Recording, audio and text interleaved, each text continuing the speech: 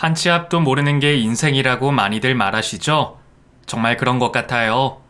제 인생 역시 단 한 번도 제가 생각했던 것처럼 흘러간 적이 없거든요. 그래서 당장 지금이 우리들 인생에 가장 중요한 것 같습니다. 전 많은 일을 겪으며 다가오지 않은 미래보다 현재가 더 중요하다는 걸 직접 몸소 느끼게 됐습니다. 40 중반이 돼서 그 사실을 알게 됐고 곧 50을 바라보는 이 나이에는 최대한 현실을 즐기며 살려고 노력 중에 있어요. 또 가장 저답게 살아가려고 하죠. 제가 이러한 생각을 가지고 살게 된 그 이야기를 오늘 해볼까 합니다. 전 어려운 가정 형편에서 태어나 청소년 시절까지 항상 힘들게 지냈습니다. 그래도 저에게 주어진 상황에 원망을 하거나 포기하진 않았어요. 항상 열심히 살려고 했죠. 그리고 제 인생을 개척해보고 싶었습니다. 그래서 처음으로 대학을 들어가려고 했어요.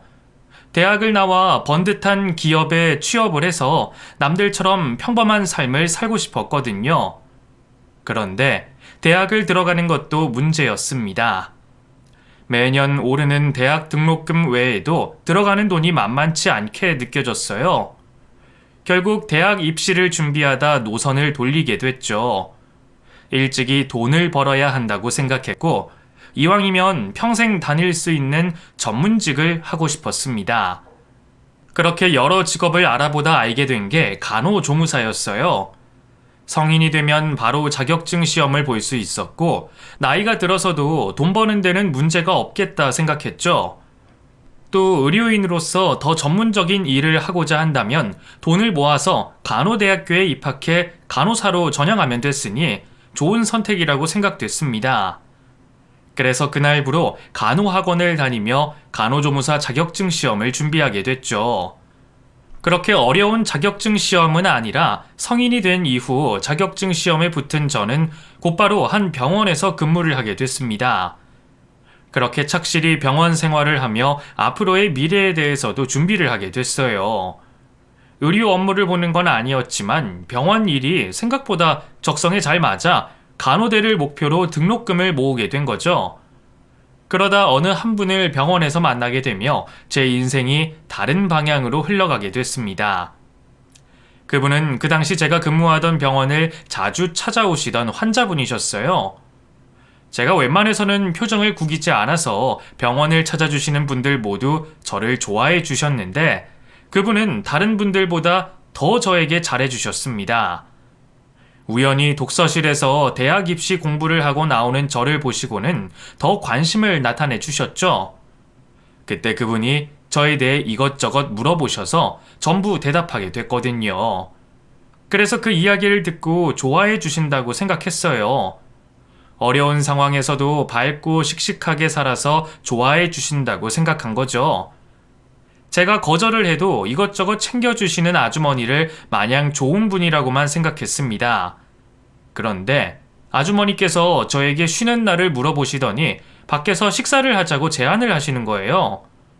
병원 환자분과 밖에서 따로 만나다 무슨 소문이라도 나고 문제라도 생길까 싶어서 안 되겠다고 정중하게 거절을 했었죠.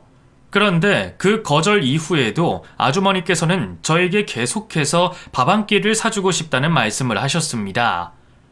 나중에는 병원에서 같이 근무하는 동료들 보기 민망할 정도로 노골적이게 제안을 하셨어요. 결국 어쩔 수 없이 쉬는 날 아주머니를 뵙기로 약속을 했죠.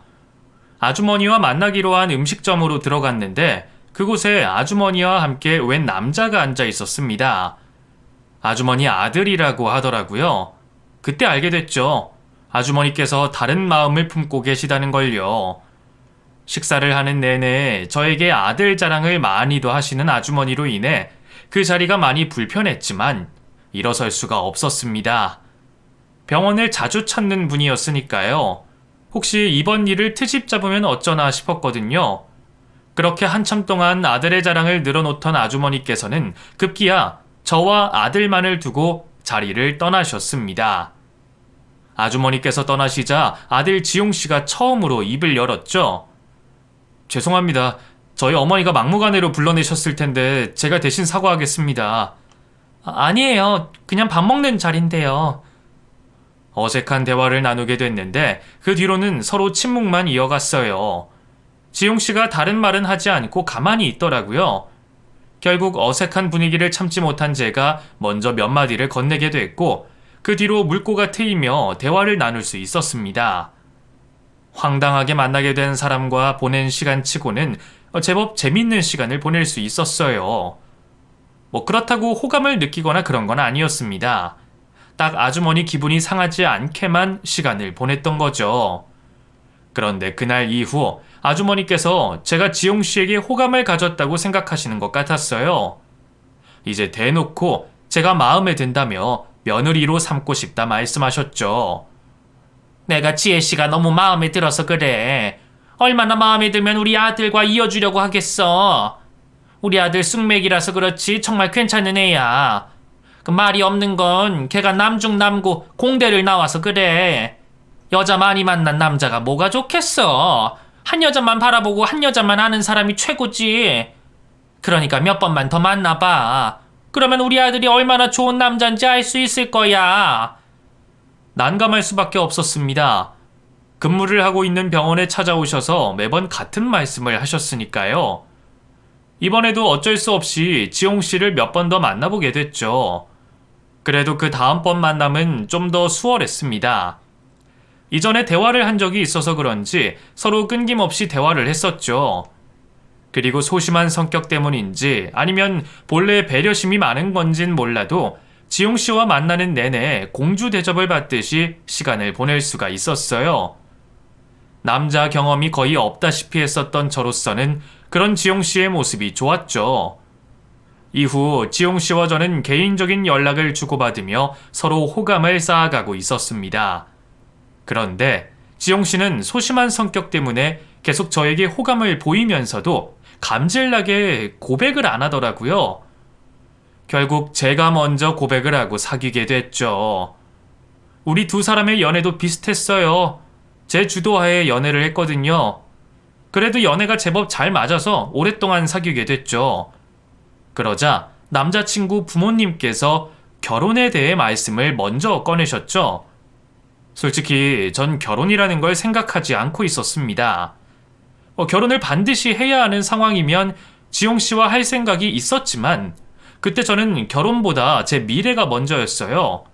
연애 때문에 2차례 수능을 연기했기 때문에 더 늦기 전에 간호대를 나와 간호사가 되려고 했죠. 또 모자란 저희 집 형편도 제가 결혼을 생각하지 않는 이유 중 하나였습니다. 그래서 남자친구 부모님께 솔직하게 말씀드리며 결혼을 할 수 없다고 말씀드렸죠. 그러자 두 분께서는 저에게 결혼 후에도 간호대 진학에만 집중할 수 있게 도와주시겠다고 말씀하시며 결혼을 부추기셨습니다.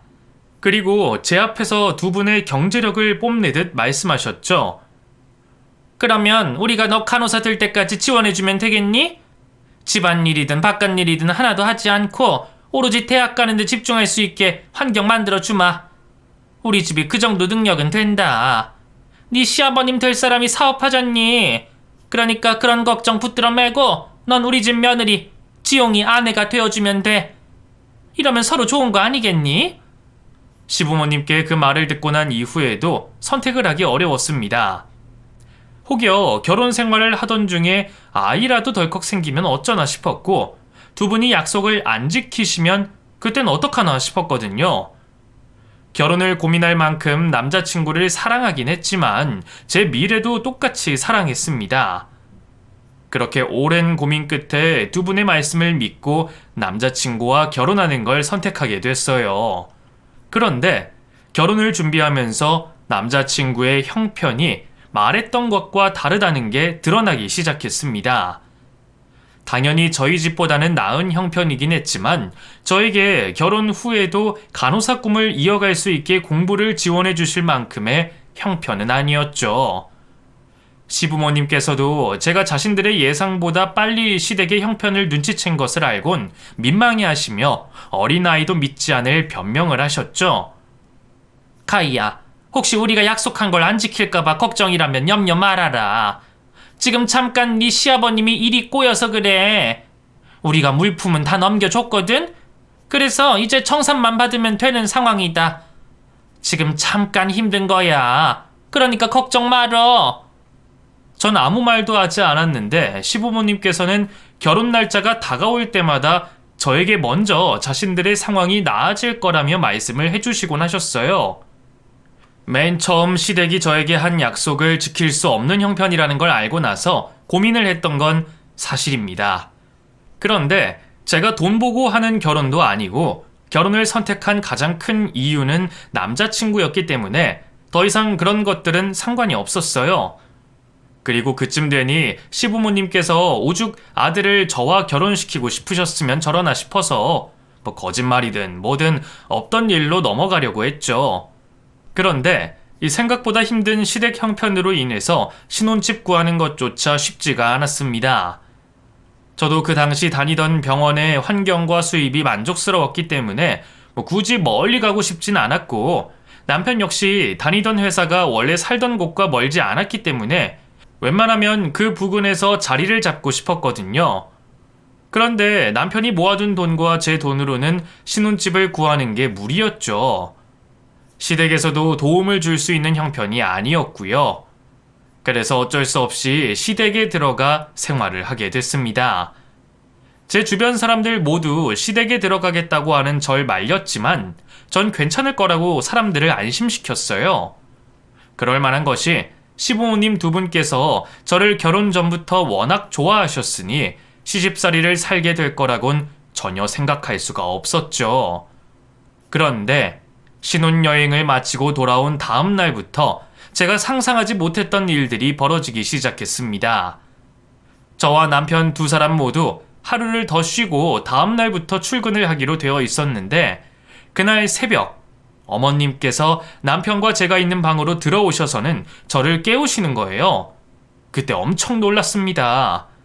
남편은 잠을 자고 있었지만 전 시댁에서 처음 잠을 청하는 날이라 잠을 자지 못하고 뒤척이고 있었거든요. 그런데 노크도 어떤 기척도 없이 들어오셔서 저를 깨우시니 놀랄 수밖에 없었죠. 아무리 자식들 방이라고 하지만 노크도 없이 들어오실 줄은 몰랐어요. 어머님! 죄송해요. 너무 놀라서. 너 일어나 있었구나. 역시 우리 며느리야. 그래, 얼른 준비해서 밖으로 나와라. 네? 밖으로요? 그래, 얼른 아침상 차릴 준비해야지. 너네 아버님이 일찍이 나가시잖아. 그때 시간이 새벽 4시가 되기 전이었습니다. 거기다 몇 시간 전에 신혼여행에서 돌아온 저였어요. 시댁살이를 하더라도 그날 하루 정도는 쉬게 할 줄 알았는데 어머님께서는 저에 대한 배려는 하나도 없이 바로 밖으로 나와 음식 준비를 하자고 말씀하셨죠. 출근하시는 아버님 밥상을 차리자고 하는데 어떻게 며느리 입장에서 더 자겠다고 말을 하겠어요. 피곤한 몸을 이끌고 나가 음식 준비를 하려고 했죠. 그런데 어머님께서 저를 쳐다만 보시는 겁니다. 어머님, 제가 뭘 하면 될까요? 여기 음식할 것들 다 준비해놨다. 해봐라. 네? 저 혼자서요? 내가 네 실력을 모르잖니. 그러니까 어느 정도 하는지 보려고 해. 안 되는 게 있으면 내가 도울 테니까 우선은 너 혼자 해봐라. 시아버님 출근길 식사를 저 혼자 하라니 이게 무슨 말인가 싶었어요. 음식에 자신이 없던 건 아니었지만 아직 아버님 입맛도 모르고 뭘 좋아하시는지 모르는 상황에서 제 마음대로 요리를 하라는 게 무슨 말인가 싶었죠. 어머님을 쳐다만 봤는데 어머님 역시 저를 쳐다만 봤습니다. 그리고 어서 하라는 듯 손짓을 하셨죠. 결국 잔뜩 긴장을 하며 음식을 하기 시작했어요. 낯선 주방 때문에 힘들었고 자고 있는 나머지 가족들을 깨우지 않기 위해 조심히 움직이다 보니 음식하는 게 전보다 몇 배로 힘들었습니다. 어쨌든 가까스로 아버님 출근 시간에 맞춰 아침상을 차릴 수가 있었죠. 그리고 다행히 아버님께서 처음 차린 밥상에 칭찬을 하시고 나가셨습니다. 설거지마저 끝내놓고 보니 벌써 7시가 되어 있었죠. 하루를 시작해야 하는 시간인데도 불구하고 온몸에 진이 빠져 저는 정작 제가 한 아침밥을 먹지도 못했습니다. 그렇게 잠깐 눈을 붙인 뒤 또다시 저를 깨우는 어머님으로 인해 집안 청소를 하게 됐죠. 그리고 또 저녁상을 차려야 했고요. 이게 시댁에 도착해 단 하루 동안에 벌어진 일입니다. 이보다 더한 건 이 이후로 쭉 이러한 삶을 살았다는 거였죠. 제가 가정주부로 지내는 것도 아니고 병원을 다니며 일을 하고 있었는데도 말이에요. 하루 24시간이 모자라다는 말, 전 정말 절실히 느꼈습니다. 새벽같이 일어나서 아침상을 준비하고 출근하기 전까지 그 잠깐 집안일을 해야 했고요. 일찍 퇴근했을 땐 저녁 식사 준비를, 늦게 마쳤을 땐 남아있는 집안일을 해야 됐죠. 병원이 일찍 끝나거나 쉬는 주말은 한 주 동안 밀려있던 집안일들을 하는데 모든 시간을 보내야 했습니다. 하필 야근도 없는 직장이다 보니 제사 준비는 저 혼자 거의 다 해야 됐어요. 어머님이 도와주실 수도 있는데 꼭 다른 핑곗거리를 말하시며 저에게 모든 일을 시키셨죠. 내가 너 안 도와주는 것 가지고 원망하지 말아라. 나도 네가 오기 전까지는 이 집안일 전부 혼자 해왔었으니 이렇게 해야 너도 빨리 손에 익는 거야. 그리고 내가 없어도 헷갈리지 않고 예전부터 우리 집안에 내려오던 방식 그대로 할 수 있는 거지. 지금 내가 네 옆에서 아무것도 안 하는 것 같지? 나중 되면 내가 옆에서 말로 거들어주는 게 얼마나 도움됐는지 알 거다. 사람이 없어야 소중한 걸 아는 법이니까. 저거 지금 뒤집어야 되겠네. 이쯤 되니 제가 이 집 노예로 들어온 건지 며느리로 온 건지 모를 정도였습니다. 어쩌면 시부모님께는 그 두 가지가 별 차이 없는 존재였을지도 모르죠. 하여튼 이러한 상황에 남편이라도 빨리 시댁에서 분가할 수 있게 노력해주면 좋았을 텐데 이 사람이 사고만 안 쳐도 다행인 상황이었습니다. 소심하고 귀도 얇고 거절도 못하는 성격이라 모아둔 돈을 날리는 건 기본이었고 월급마저 제대로 가져다 주지 못한 적이 많았습니다. 그냥 매달 꼬박꼬박 들어오는 월급만 모으고 대출받아 집을 구하면 되는 건데 그걸 못했어요. 친구에게 좋은 투자 사업권이라고 돈을 날리고 10배 넘게 오를 땅이라며 구입했다 손해를 보고 아는 사람 도와주려다 사기 사건에 휘말려 피해자에게 대신 돈도 물어줘야 했죠. 거기다 가만히 앉아서 일만 하면 중간은 가는 회사에서도 소심한 성격 때문인지 맨날 자기 밥그릇 못 챙기고 손해를 보고 있어 입사 동기들보다 한참은 뒤처진 상황이었습니다. 그런 시부모님, 그런 남편과 왜 사냐고 물어보신다면 제 대답은 하나였어요. 남편과 아이 때문이었죠. 하루 건너 문제를 일으키는 남편이었지만 그래도 저를 무척이나 사랑해줬습니다.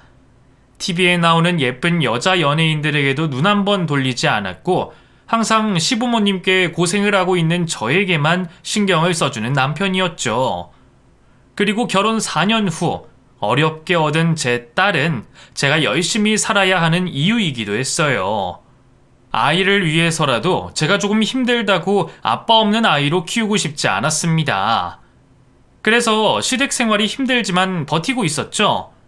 그리고 사람이 적응의 동물이라고 하지 않습니까? 시댁에서 생활한 지 20여 년이 가까워지다 보니 고생도 익숙해지더라고요. 그땐 고생스럽다는 생각도 들지 않고 그냥 당연히 해야 하는 일이라고 생각됐습니다. 또 아이를 낳고 나서는 제가 가정주부가 되어 있었기 때문에 일을 하던 시절보다는 아주 조금 더 여유가 있기도 했고요. 그래도 지금 생각해보면 시댁의 노예였던 건 같았었죠. 그렇게 저도 익숙한 시댁 생활로 문제없는 삶을 살아가던 도중 저뿐만 아니라 온 가족의 인생이 뒤바뀌는 사건이 생기게 됐습니다. 우선 그 시작은 남편의 퇴사에서부터 시작됐죠. 남편이 잘못을 해서 나온 건 아니었고 억울한 일에 휘말리게 됐는데 성격이 워낙 소심하다 보니 제대로 된 반박도 못하고 누명을 쓰게 됐어요. 그래서 그 길로 회사로부터 퇴사의 압박을 받게 돼 제 발로 회사를 나오게 됐죠. 그 일이 있은 후로 시부모님께서는 남편의 퇴사를 제 탓으로 몰아붙이셨습니다. 네가 얘 사정을 제일 잘 알고 있으면 회사라도 찾아가서 대신 말을 해줘야 하는 거 아니니? 남편 퇴사하는 걸 보고만 있어. 제가 회사 찾아가서 말한다고 뭐가 달라지겠어요. 자기 입으로 억울하다 말을 해야지. 저도 오죽했으면 이렇게 직접 종이에다가 할 말까지 적어주고 보냈을까요? 그런데 자기가 말을 안 해요. 아니, 못하겠다고 말했어요. 그리고 제가 아예 말을 안 해본 것도 아니에요. 한 번이라도 마주친 남편 동료들한테는 회사에다가 잘 좀 말해달라고 부탁도 했다고요. 모르겠다. 우리 입장에서는 네가 노력을 안 한 걸로밖에 안 보여. 그러게 이런 일 발생하지 않게 네가 지용이를 좀 잘 챙기지. 아니, 어머니 그만하세요. 이 사람이 뭘 잘못했다고 이러세요. 전부 다 제 잘못 맞아요. 제가 말을 제대로 못해서 생긴 일이에요. 제 탓을 하는 시모의 말은 저에게 귓등으로도 들어오지 않았어요.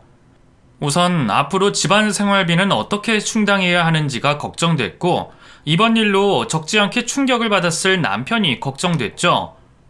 그래서 남편에게는 구박 같은 거 하지 않고 이번 일이 별거 아니라며 용기를 북돋아 주려고 했습니다. 그렇게 남편은 저와 딸의 응원을 받으며 재취업을 준비하고 있었어요. 그런데 남편이 구매한 종이 한 장으로 말 그대로 대박이 터졌습니다. 남편이 산 로또가 1등 당첨이 된 거죠. 그 회차에 당첨된 사람도 몇 명 없어 굉장히 큰 돈을 받게 됐어요. 그 돈이면 이제 시댁에서 분가도 할 수 있겠고 딸아이 교육에도 더 투자할 수 있을 것 같았습니다. 그리고 저와 남편 모두 여유가 있는 생활을 하겠다 싶었죠. 로또가 됐다고 일은 안 하면 안 되겠지만 그래도 믿을 만한 구석이 생기는 거니 마음 편안한 삶을 살게 될 거라고 생각했어요. 그런데 변화라는 삶은 변하지 않고 남편만 변해 있었습니다. 갑자기 믿을 만한 구석이 생겼다고 생각했는지 남편은 정신을 못 차리더군요. 아직 로또와 당첨금은 바꾸기도 전인데 회사를 퇴직하고 받은 돈을 가지고 흥청망청 쓰며 매일같이 술에 쩔어 살았습니다.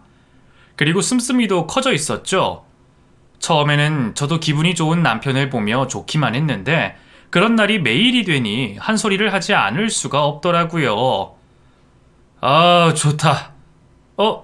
당신 아직도 안 자고 있었어? 당신 목소리 낮추고 여기 앉아봐. 당신 정말 왜 이래?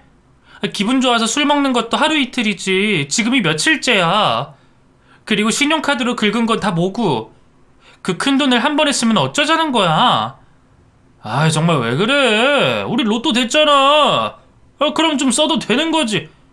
아이, 돈이 무제한이야? 돈을 쓰더라도 계획적으로 필요한 곳에만 쓰고 만약을 위해서 아껴야 되는 거지. 그리고 혹시나 당첨된 로또 용지에 문제라도 있으면 그땐 어떻게 할 건데? 걱정도 팔자다. 야, 그 물건 몇 개 사고 차 좀 바꾸고 술 좀 먹으러 다닌다고 그 돈 줄지 않아. 그러니까 산통 깨는 소리 하지 말고 그냥 자. 괜한 걱정하지 말고. 난 또 뭐라고? 로또에 당첨된 남편은 과하게 자신감이 차 있었습니다. 전에 하지 않던 행동들을 하고 다녔고 말투와 표정도 변해 있었죠. 자신감이 과잉된 남편보다는 예전에 소심했던 남편이 더 나아 보였어요. 제 잔소리에도 크게 달라지는 건 없었습니다. 남편은 매일같이 집 밖으로 나가 술을 마시고 놀러 다녔죠. 화가 난 제가 말하면 눈치를 보긴 했지만 아주 잠시였을 뿐이었어요. 딱 거기까지만 남편이 변했더라면 그래도 괜찮았을 겁니다. 남편이 전과 전혀 다른 모습을 보이긴 했지만 부부간의 약속을 남편으로서의 역할을 다하고 있었으니까요. 그런데 문제는 그 다음이었어요. 남편이 다른 여자와 바람을 피다 저에게 걸리게 된 거죠. 이제 와서 다시 생각해보면 남편의 소심한 성격에 여자에게 쑥맥이던 모습은 전부 자존감과 자신감이 부족해서 보인 모습 같아요. 로또로 돈이 생기자마자 돈을 쓰는 씀씀이와 살아가는 태도, 거기다 여자까지 바꾸는 걸 보면 말이죠. 물론 남편에게 여자가 생겼을 때만 해도 이런 생각을 하지 못했습니다. 잠시 들떠있는 거라고 생각했고 제가 정신을 차리게 된다면 다시 저에게 돌아올 줄 알았죠. 당연히 이혼을 생각 안 해봤던 것도 아닙니다만 솔직히 이혼이라는 게 애들 소꿉장난 끝내는 것처럼 쉽게 결정할 수 있는 일은 아니었으니까요. 드라마나 영화, 소설들처럼 화가 난다고 이혼을 하기에는 현실적으로 고민해봐야 하는 것들이 너무나도 많았습니다. 그래서 우선은 외도에 빠진 남편을 데려다 정신 좀 차리라고 했죠. 당신 돈 때문에 정신 나가기라도 한 거야? 나한테 어떻게 이럴 수가 있어? 돈 쓰는 거야 누구든 큰 돈 생기면 그럴 수 있다고 치자. 그런데 어떻게 내가 시퍼렇게 살아있는데 여자를 만날 생각을 해? 내가 그 여자 머리채 잡고 아버님 어머님 앞에 끌고 가기 전에 조용히 헤어져. 지금 당장 그 여자랑 헤어지고 다시는 이런 짓 안 하겠다고 말하면 없었던 일로 넘어가고 다시는 말 꺼내지 않을 거야. 내가 왜 그래야 하는 건데? 너 지금 누가 갑이고 누가 을인지 모르고 그러나 본데 이제는 내가 갑이야. 그러니까 그냥 모른 척하고 내가 주는 돈 받아 쓰면서 살아. 너 그 나이 먹고 나가서 뭐하고 살래? 남들은 다 편히 살 준비하고 있는데 곧 있으면 50이고 또 조금 있으면 60이야. 그러면 노후 준비는 또 어떻게 하려고? 내가 내치지 않는 것만으로도 고맙게 생각하고 살아. 당신 정말 나한테 어떻게 이럴 수가 있어? 내가 지금까지 당신한테 이 집안에 얼마나 열심히 했는데 형편없는 남편 시집살이만 시키는 시부모님 밑에서 내가 다 꾸려서 이만큼 살았던 거야. 알아? 그런데 이제 돈 좀 생겼다고 다른 여자를 만나?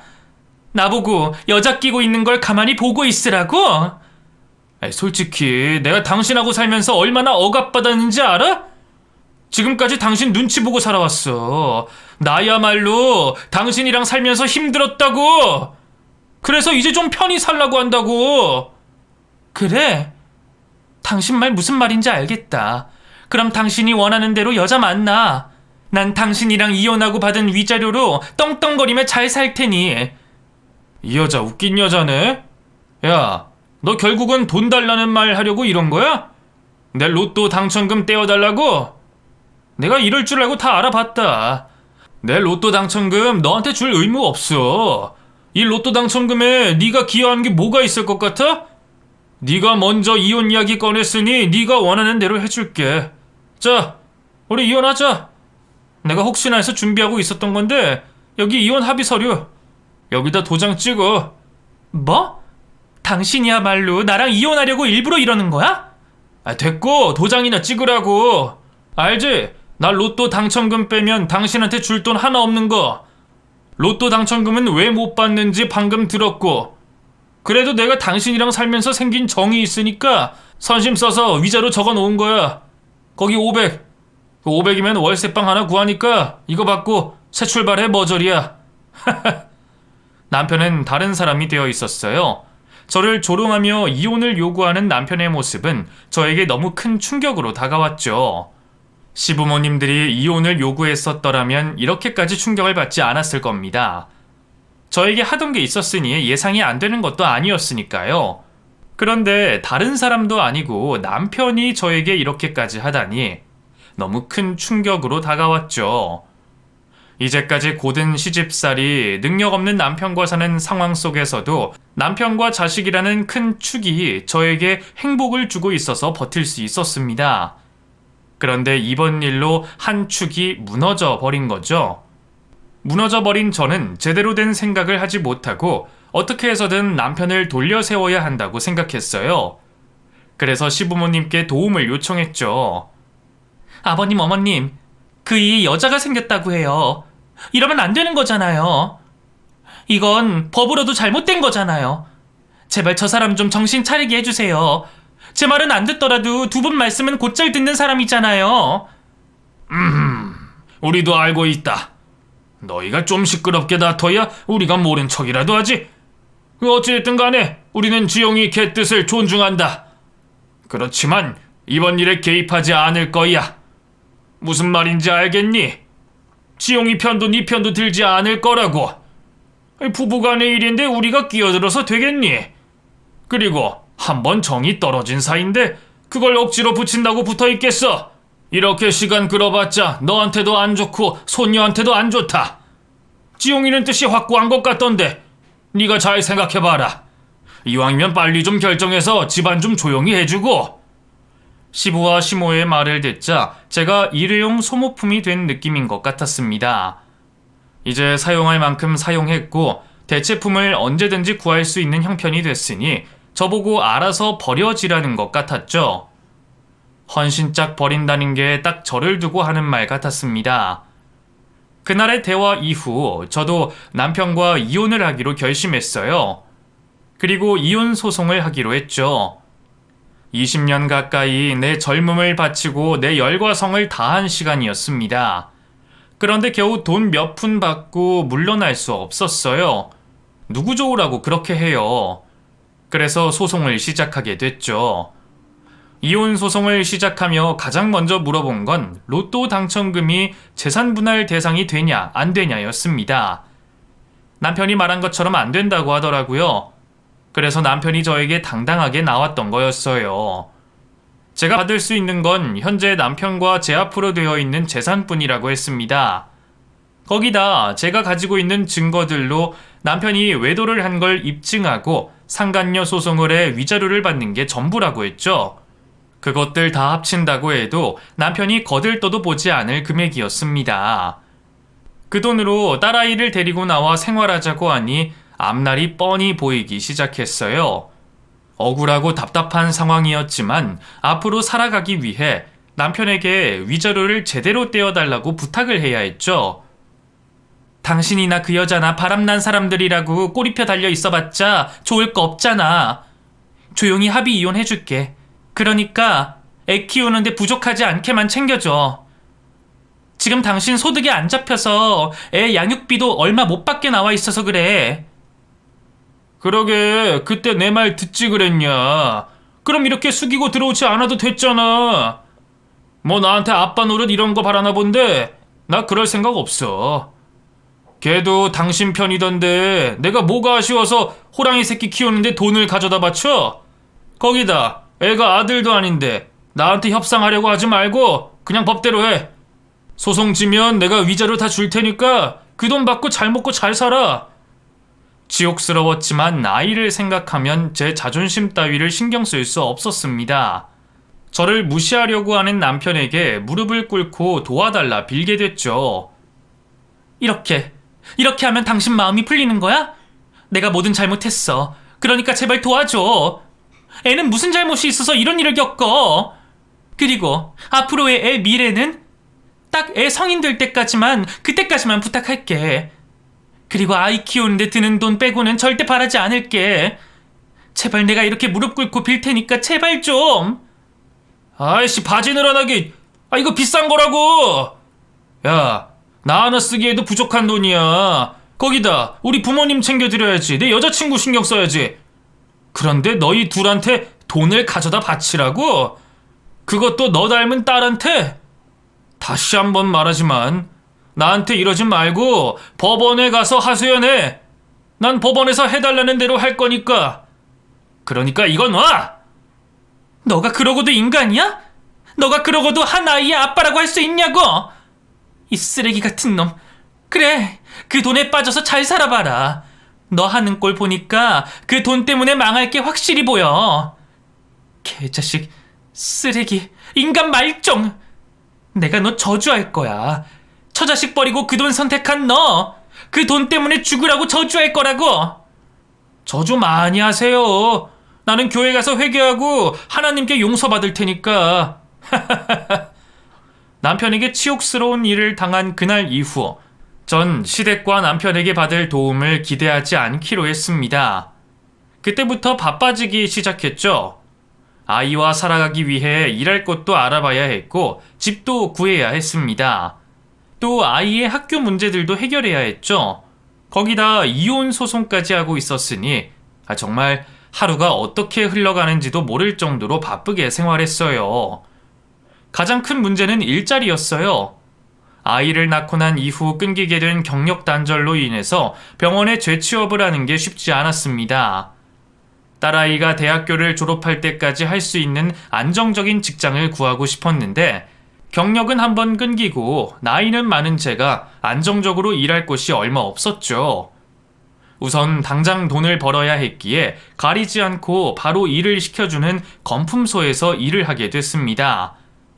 제 처지를 돌아볼 시간도 없었어요. 이혼과 동시에 경제적인 모든 부분을 홀로 책임져야 했으니까요. 돈 한 푼이라도 더 벌어놔야 했죠.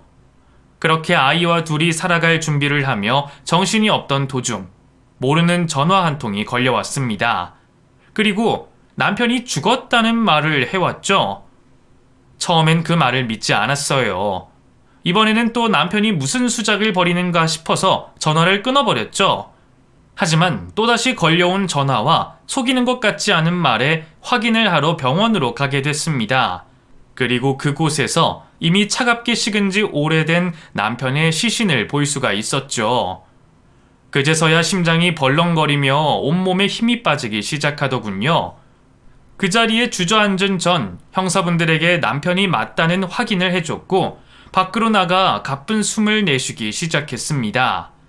그리고 얼마 뒤 병원으로 뛰어들어오는 시부와 시모를 보게 됐죠. 복잡한 머리만큼이나 가슴도 복잡했습니다. 여러 감정이 뒤엉켜 있었죠. 남편이 죽기 전 저에게 했었던 행동들로 인해 분노와 짜증, 화도 났지만 오랜 기간 제 옆에서 착한 남편으로 있어주며 느꼈던 사랑과 고마움에 대한 감정도 동시에 느껴졌어요. 그리고 무슨 의미인지 모르는 눈물이 제 볼을 타고 내려왔습니다. 그렇게 한참 동안 눈물을 흘리다 진정이 된 저는 남편의 장례에 관해 시부모님과 상의를 하려 다시 병원 안으로 들어가게 됐죠. 그곳에서 몇 분 전 저와 같이 축 처진 어깨를 하고 눈물을 흘리고 있는 두 분을 마주하게 됐습니다. 아들을 잃은 분들께 장례 이야기를 먼저 꺼내는 건 아니다 싶어 위로를 해드리려고 했죠. 그런데 시모가 자신의 어깨에 올린 제 손을 탁 하고 치며 째려봤어요.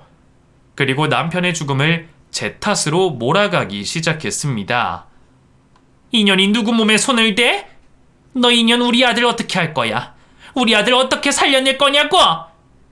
어머님, 힘드신 거 알지만 이러지 마세요.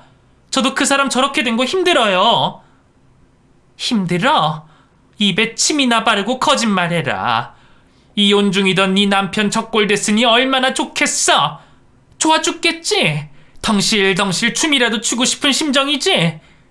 니년이 조용히 합의 이혼해줬으면 애초에 우리 아들이 사고 날 이유가 없었다. 너 때문에 마음이 복잡해서 숨 돌리러 나갔다가 이렇게 된 거 아니야? 어머님, 그렇게 말씀하시면 안 되죠. 그 사람이 저 때문에 답답했다고요? 소송하고 싶은 대로 하라면서 자신만만하던 사람이 죽은 사람 두고 말할 건 아니지만 그이 상근녀랑 여행 다녀오다가 사고 난 거 아세요? 그런데도 제 탓이라고요? 그렇게 따지면 어머님 탓이죠. 그이한테 정신 차려라, 못할 짓 하지 말아라 말씀하시고 저 두 사람 갈라놨으면 이런 일 생기지도 않았어요. 애초에 자기들 좋자고 여행 갈 일도 없었으니까 사고도 당하지 않았을 거라고요. 이 남편 잡아먹으려니 내 아들 살려놔. 다 필요 없고 내 아들 살려놓으라고! 도대체 왜 남편의 죽음에 제가 관련이 되는지 모르겠지만 시모는 아들의 죽음이 제 탓이라며 저를 죽일 년 취급했습니다. 그런 말도 안 되는 이유로 남편의 장례식도 참석할 수 없었죠. 다른 건 몰라도 남편의 마지막 가는 길은 배웅을 해주고 싶었습니다. 20년 가까이 한 입을 덮고 살아왔으니 꼭 사랑이 아니더라도 의리로서 명복을 빌어주려고 했었는데 그마저도 못하게 된 거죠. 남편의 장례를 마치고 난 이후 더 이상 이혼 소송을 진행할 수 없었습니다. 남편의 죽음으로 인해 피고소인이 없어졌고 부부관계 역시 자연스럽게 종료가 됐으니까요. 그렇다고 경제적인 부분에서 달라지는 건 없었습니다. 남편의 얼마 없는 재산이 위자료보다는 많긴 했지만 그것도 저와 딸 둘이서 살아가기에는 부족할 만한 돈이었죠. 남편의 로또가 있지 않냐고 물으실 텐데 사고로 인해 로또 종이가 손실이 돼 무용지물인 상태가 됐거든요. 그래서 제가 바쁘게 살아야 했던 건 마찬가지였어요. 애초에 소송으로 남편에게 큰 돈을 받을 거라고 생각하지 않았으니 원래 계획했던 대로 살아가면 됐죠. 그런데 또 한 통의 모르는 전화를 받게 됐습니다. 이번에 걸려온 전화는 저에게 남편의 사망보험금을 지급한다는 내용이었어요. 무슨 말인가 싶다가 과거에 남편과 있었던 일이 생각났습니다. 소심한 성격에 거절도 못하던 남편은 자신의 친구들에게 수시로 이용당했습니다. 그래도 제가 곁에 있을 때 연락이 오거나 찾아오면 말도 안 되는 요구를 제 손에서 대신 거절하고 관리 감독할 수 있었지만 제가 없을 땐 아니었죠. 그래서 보험을 하는 친구들에게 많은 이용을 당했어요. 그 보험 역시 통장에서 큰 돈이 나가는 걸 확인하고 제가 남편에게 따져 묻게 돼 확인했던 보험이었죠. 큰 돈이 나가는 보험이라 손해를 보더라도 해지를 하는 게 낫겠다 싶어 남편에게 해지를 하라고 했고 해지를 했다고 들었습니다. 그런데 저 몰래 다른 통장으로 보험을 유지시키고 있었나 봐요. 그 큰 돈이 들어가는 사망보험의 수령인이 저로 되어 있었던 거죠. 좋은 일이었지만 당황스럽기는 했어요. 보험사를 찾아가 수령할 보험금 내용을 듣고 사인할 때까지도 말이죠. 이후 통장에 거액이 들어오고도 잘 믿기지가 않았습니다. 그래서 그 통장에서 돈을 조금 뽑아보게 됐어요. 그때가 돼서야 내게 큰 돈이 생겼다는 사실이 믿겨졌습니다. 남편의 사망보험금이라 어쩔 수 없이 불편한 마음이 들긴 했지만 받을 수밖에 없는 돈이었으니 마음을 편히 가지려고 노력했죠. 남편이 마지막 순간 내게 잘못을 비는구나. 남편이 내 새로운 출발을 걱정해서 주는 돈이구나 생각하기로 한 거예요. 그래도 조금 남아있는 불편함을 해소하고자 돈의 일부를 시부모님께 드릴까 싶었습니다. 돈을 줘야 하는 이유도 의무도 없었지만 아들의 목숨값으로 받게 된 돈이니 일부를 드리는 게 맞는 일이다 생각했어요. 그래서 시부모님께 연락을 하려고 했는데 두 분이 먼저 저를 찾아오셨죠. 두 분이 함께 어떻게 여기까지... 안 그래도 제가 연락드리려고 했어요. 남편 앞으로 사망보험금이 있다는 걸 이제 와서 만나려고 했다고? 그러면 내가 아이고 그랬구나. 우리가 좀 기다릴 걸 그랬다. 라고 할 줄 알았어? 네가 그 돈을 숨길 생각이 없었더라면 받자마자 연락을 했어야지. 남편 죽인 것도 모자라서 걔 목숨값까지 챙겨가? 내가 그동안 네 뒤에 숨어있는 꼬리를 못 보고 있었다.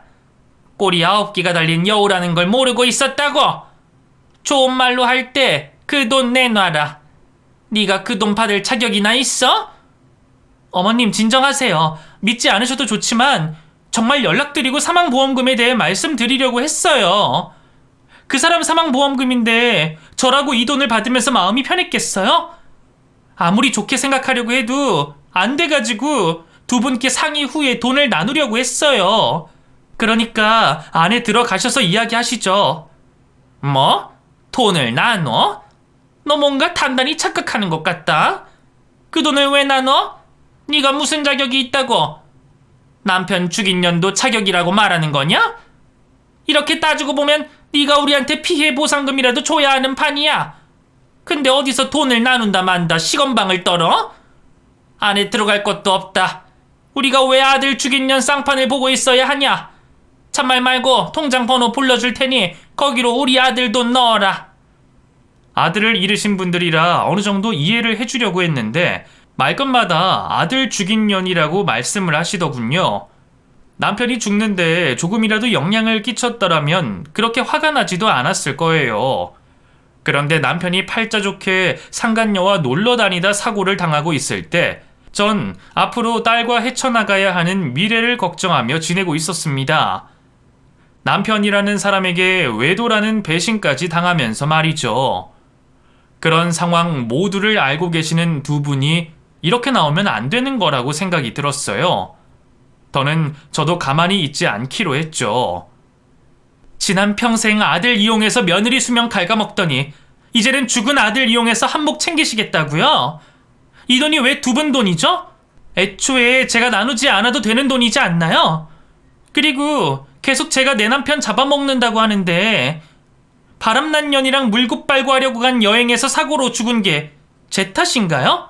상간녀와 헤어지면 용서해주겠다고 한 아내가 있는데 여자한테 정신 팔린 당신 아들 잘못 아니에요? 내가 이 집에 시집 온 것부터 잘못된 거였어요. 내게 거짓말했던 당신들, 나를 고생시켰던 당신들, 또 능력 없고 자신감도 없는 남편. 이런 상황에서도 난 버티고 지금까지 가정 지켜왔어요. 왜? 그래도 남편이 날 사랑하니까. 내게 좋은 남편이고 애한테도 좋은 아빠니까. 그런데 그것마저도 당신 아들이 산산조각 낸 거잖아. 내가 당신들 집안에서 겨우 버틸 수 있는 힘마저 빼놓은 게 당신 아들이고 그걸 동조한 게 당신들이었잖아. 그런데 이제 와서 내 잘못이라고 피해자인 사람한테 웃기는 소리 집어치워. 나도 더는 당신들 안 봐줘. 아니 못 봐줘. 그러니까 내가 나눠주려고 한 돈도 받을 생각하지 마. 다시 찾아올 생각도 하지 말고. 그 말을 하고 뒤돌아서려고 하자 시모와 시보는 저를 붙잡기 시작했어요. 너 그게 무슨 말이야? 돈을 안 주겠다고? 너가 이러면 안 되지. 우리가 어떻게 사는지 뻔히 알면서. 내가 말 실수한 거 인정하마. 그런데 너도 엄마니까 알잖아. 자식 잃은 부모 마음이 어떨지. 그래서 내가 말이 잘못 나왔던 것 같다. 내가 취소할 테니 우리 그 돈에 대해서 다시 말해보자. 이제 와서 돈 못 받겠다고 하니까 아 그래 지금 이 상황에 딱 쓰일 말이 있네. 당신 아들이 내게 했던 상황과 비슷하거든. 내가 당신 아들한테 애랑 같이 살아가기 위해서 조금만 도와달라니까 이렇게 말하더라. 법대로 하라고. 당신들도 법대로 해. 난 법원에서 하라는 대로 할 테니 그렇게 하고 다시는 여기 찾아오지 마. 오늘은 이렇게 그냥 보내는데 다음번에 또 찾아오면 경찰 부를 테니까. 제가 한 말의 심각성을 몰랐던 건지 아니면 알면서도 포기를 할 수 없었던 건지 시모와 시보는 이후에도 저와 딸이 살고 있는 집으로 찾아왔습니다. 그래서 그때는 경찰을 불러 쫓아냈죠. 어차피 이사를 가기로 예정이 되어 있었기 때문에 며칠만 참으면 됐고 이사를 가고 난 뒤에는 시모와 시부 모두 포기를 했는지 다시는 저희들 눈앞에 보이지 않았습니다. 그리고 지금까지 딸과 함께 잘 살고 있어요. 두렵기만 했었던 새로운 삶이었는데 지금은 정말 많이 만족을 하고 있습니다. 꼭 돈 때문이 아니라고 해도 말이죠. 뭐라고 해야 할까? 이제서야 제 인생을 사는 것 같거든요. 집도 제 취향대로 맞춰서 꾸며가고 옷 입는 거, 밥 먹는 거 모두 제가 결정하고 제가 선택할 수 있으니까요. 앞으로 남은 생도 딸과 함께 행복하게 살아가며 저다운 인생을 살아갈 겁니다. 여러분들께서도 현 상황에서 자신다운 삶을 살 수 있으시길 바라겠습니다. 그럼 모두들 행복하세요.